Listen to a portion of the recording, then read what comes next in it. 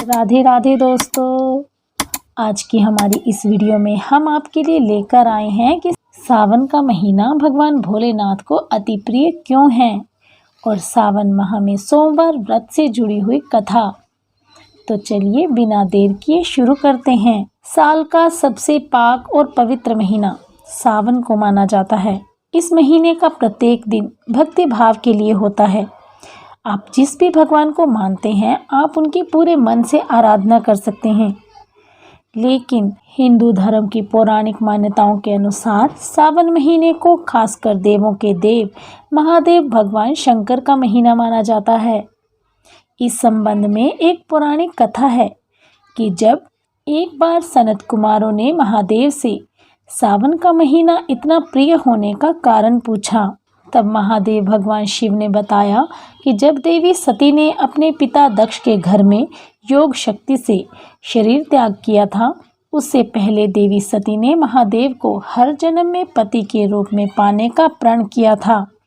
अपने दूसरे जन्म में देवी सती ने पार्वती के नाम से हिमाचल और रानी मैना के घर में पुत्री के रूप में जन्म लिया। पार्वती ने युवावस्था के सावन महीने में निराहार रहकर कठोर व्रत किया था और उन्हें प्रसन्न कर भगवान शिव से विवाह किया, जिसके बाद से ही महादेव के लिए यह महीना बहुत ही विशेष हो गया। हर हर महादेव।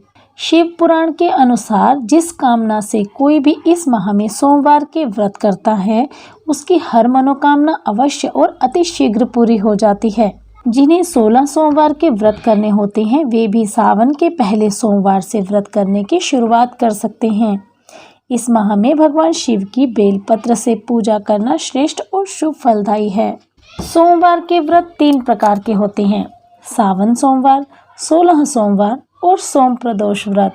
श्रावण सोमवार व्रत सूर्य उदय से प्रारंभ कर तीसरे पहर तक किया जाता है। व्रत या उपवास का अर्थ यही है कि आप भोजन को त्याग दें। व्रत में एक समय ही भोजन करें। किसी भी प्रकार का गंभीर रोग इस उपवास से समाप्त किया जा सकता है। शरीर सहित मन और मस्तिष्क को हमेशा संतुलित और स्वस्थ बनाए रखा जा सकता है।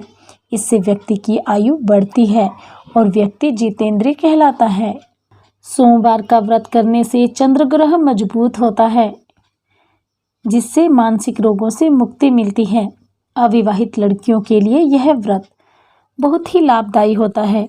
मान्यता है कि 16 सोमवार को व्रत करने पर लड़कियों को उत्तम वर की प्राप्ति होती है। पुराणों में बताया गया है कि जो भी भक्त सच्चे मन से सावन के सोमवार को शिव जी की पूजा करता है, उसे जीवन और मृत्यु के चक्र से मुक्ति मिलती है और उसे शिवलोक की प्राप्ति होती है। सावन के सोमवार में भगवान शिव को धतूरा चढ़ाने से संतान सुख की प्राप्ति होती है। भगवान शिव का पंचामृत से रुद्राभिषेक करें। शिवलिंग पर बिलपत्र अर्पित करें। शिवलिंग पर धतूरा, भांग, दूध, आलू, चंदन, चावल चढ़ाएं और सभी पर तिलक लगाएं। प्रसाद के रूप में भगवान शिव को घी शक्कर का भोग लगाएं। धूप दीप से गणेश जी की आरती करने के बाद शिव जी और माता पार्वती की आरती करें और तत्पश्चात प्रसाद का वितरण करें। चलिए अब बिना देर किए शुरू करते हैं सावन के सोमवार की व्रत कथा। एक साहूकार था जो भगवान शिव का अनन्य भक्त था। उसके पास धन धान्य किसी भी चीज की कोई कमी नहीं थी, लेकिन उसकी कोई संतान नहीं थी। वह इसी कामना को लेकर रोज शिव के मंदिर जाकर दीपक जलाता था। उसके इस भक्ति भाव को देखकर एक दिन माता पार्वती ने शिव जी से कहा, हे प्रभु, यह साहूकार आपका अनन्य भक्त है। इसको किसी बात का कष्ट है तो आप उसे अवश्य दूर करें। शिव जी बोले, हे पार्वती, इस साहूकार के पास पुत्र नहीं है। यह इसी दुख से दुखी रहता है। माता पार्वती कहती हैं, हे ईश्वर, कृपा करके इसे पुत्र का वरदान दे दीजिए। तब भोलेनाथ ने कहा, हे पार्वती, साहूकार के भाग्य में पुत्र का योग नहीं है। ऐसे में अगर इसे पुत्र प्राप्ति का वरदान मिल भी गया तो वह केवल 12 वर्ष की आयु तक ही जीवित रहेगा। यह सुनने के बाद भी माता पार्वती ने कहा, हे प्रभु, आपको इस साहूकार को पुत्र का वर देना ही होगा। अन्यथा भक्त क्यों आपकी सेवा पूजा करेंगे। माता के बार बार कहने से भोलेनाथ ने साहूकार को पुत्र का वरदान दिया, लेकिन यह भी कहा कि वह केवल 12 वर्ष तक ही जीवित रहेगा। साहूकार यह सभी बातें सुन रहा था, इसीलिए उसे ना तो यह सुनकर खुशी हुई, ना ही दुख हुआ। वह पहले की भांति भगवान भोलेनाथ की पूजा अर्चना करता रहा। कुछ महीनों बाद सेठानी गर्भवती हुई और 9वें महीने उसे सुंदर बालक की प्राप्ति हुई। परिवार में खूब हर्ष और उल्लास मनाया गया, लेकिन साहूकार पहले की तरह ही रहा। उसने बालक की 12 वर्ष की आयु का जिक्र किसी से नहीं किया।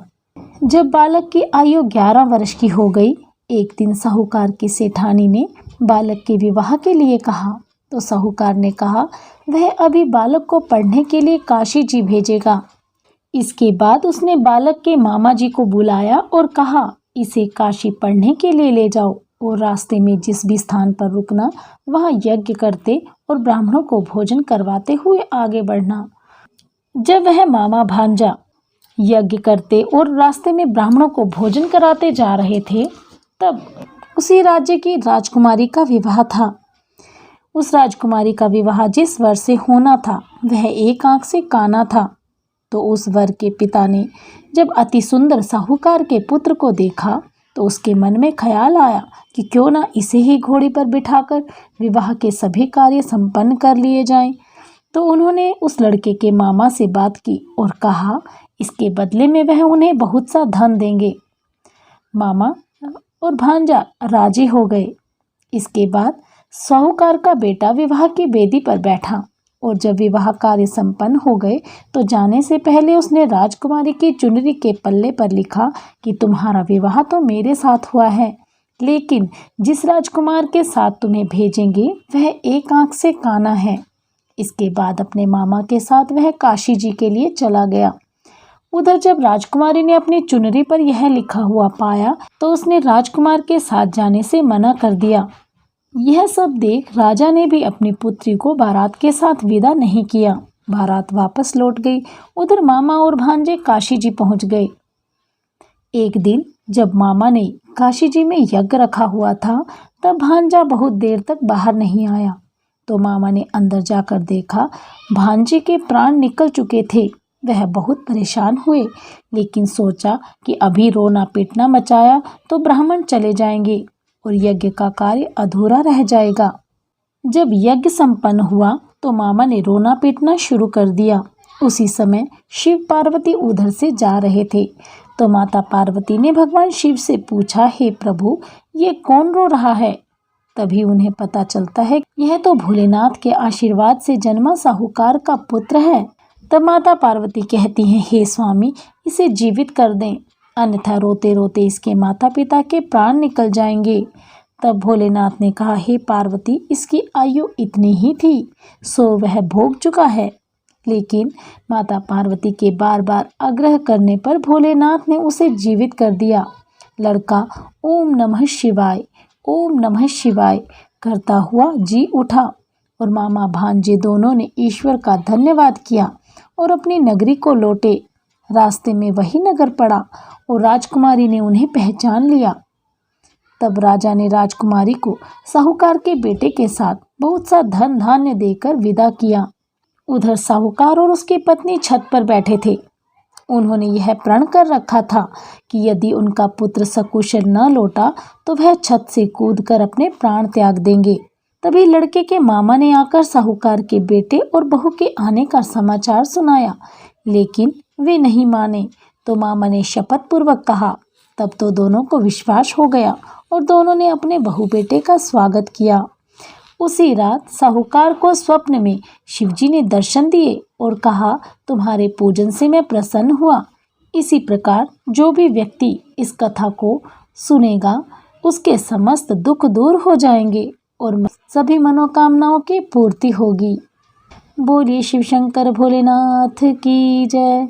ओम त्र्यंबकं यजामहे सुगंधिं पुष्टिं वर्धनम् उर्वारुकमिव बन्धनान् मृत्युर्मोक्षीयमामृतात् कर्पूरगौरं करुणावतारं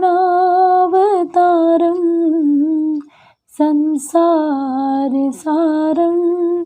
भुजगेन्द्रहारं सदा वसन्तं हृदयारविन्दे भवं भवानी सहितं नमामि भवं भवानी सहितं नमामि। बोलिए शिव शंकर भोलेनाथ की जय। तो दोस्तों, कैसी लगी आपको हमारे द्वारा सुनाई गई यह वीडियो, हमें कमेंट बॉक्स में कमेंट कर अवश्य बताइएगा। यदि आप हमारे चैनल पर नए हैं तो हमारे चैनल को सब्सक्राइब करना मत भूलिएगा। बेल आइकन ज़रूर दबाएं ताकि आपको हमारी हर वीडियो की अपडेट प्राप्त होती रहे। आप सभी का हमसे जुड़े रहने के लिए बहुत बहुत धन्यवाद।